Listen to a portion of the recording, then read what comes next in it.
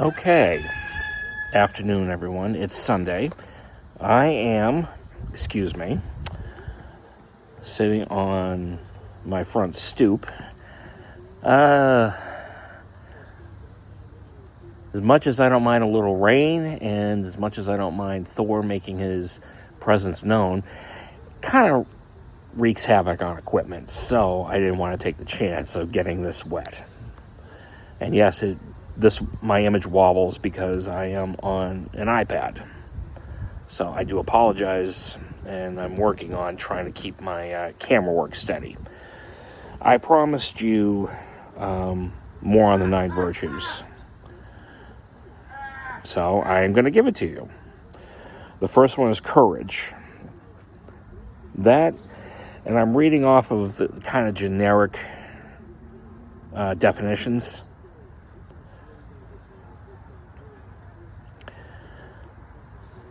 And that is, courage is facing fears, doing what's right regardless of the consequences.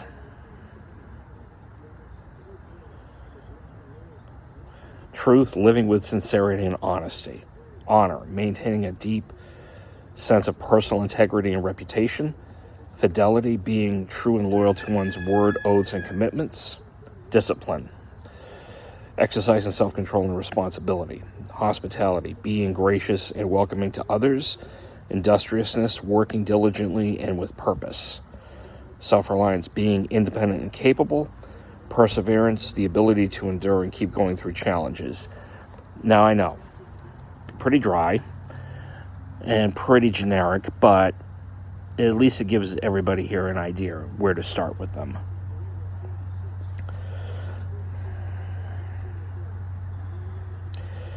And I'm just looking over here.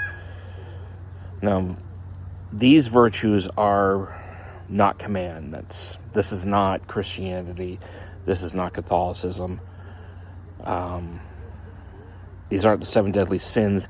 They're not the 10 commandments.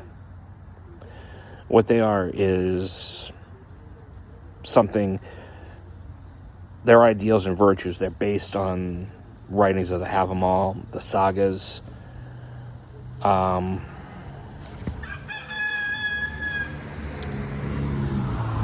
give people an idea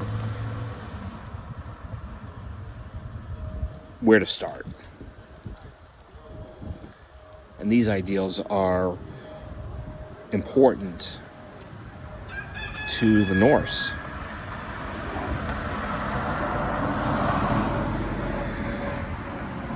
I mean, let's take hospitality. That's a big one because the legends had it that the gods back then, Odin, Thor, others, had been known to walk the earth and mingle with the mortals.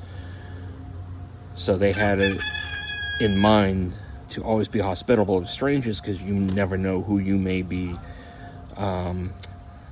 entertaining. It's kind of your way to be on your best behavior. Self-reliance, being independent and capable. Well, I think these days, in the modern days, that takes on new meaning. And I think anybody that's been paying attention to the news that's listening to this probably has an idea what I'm talking about. Essentially, to try to be as self-sufficient as possible. Not, it's not possible to be 100% self-sufficient. I think society's gotten too complex, but trying to learn new skills, trying to lessen your reliance on others, other organizations, other people, being educated, having a variety of skills if possible. So, there's that.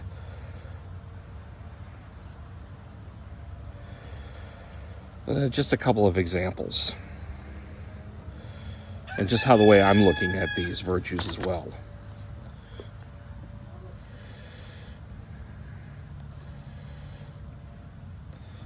Honor, fidelity, courage. I think there's a multitude of positions, What I'm saying is these are ideals, they're virtues to try to live up to. They're not just words. When you take on a new job, like being a police officer, being in the military, these are things to live up to.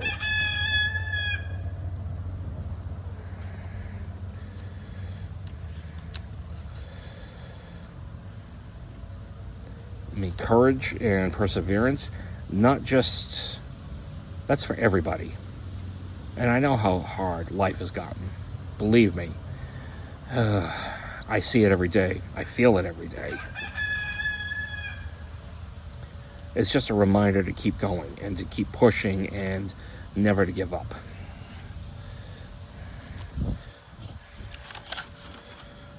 Now, as I said, these virtues are inspired by the Havamal and other sagas, and Norse mythology as well, other aspects, not to mention the culture of the Norse. They are not commandments. I'm going to reiterate that. They're not commandments. They're definitely, in my mind, positive ideals and virtues. You know, it's a handy list. It's not the end all. So I hate to sound like a broken record, but I just want to make sure that's clear to people.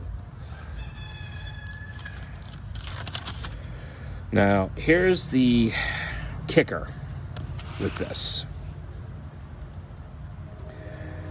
This list was codified in 1974 by two men, John Yowell and John Gibbs Bailey, of the Odenic Rite in England. Then it was slightly altered, as my information has found out, by the Asatru Folk Assembly in 1983. Unfortunately, these are both groups that have taken, well, I will use Asatru. That's the other confusing thing, is Asatru is the modern term for this faith, this religion, because when this was in existence in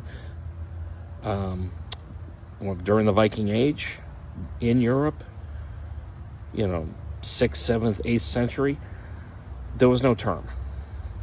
Unfortunately, those groups I mentioned are white supremacy groups. Now, I have no connection with them. I don't desire one. I don't care. You know what I'm saying? But I also feel that this is a list that can have a positive spin on things, that you can use it for good. You can use it for your own personal development. You don't need their permission.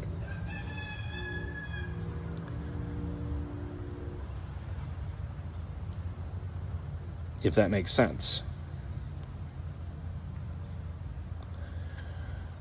I think every faith these days has a dark side to it. So, if you could forgive the source of the list and just concentrate on your own faith and your own development. Because that's what I've done. And it's been handy to have, but it's not, like I said, it's not like you're reading from somebody's gospel. All right?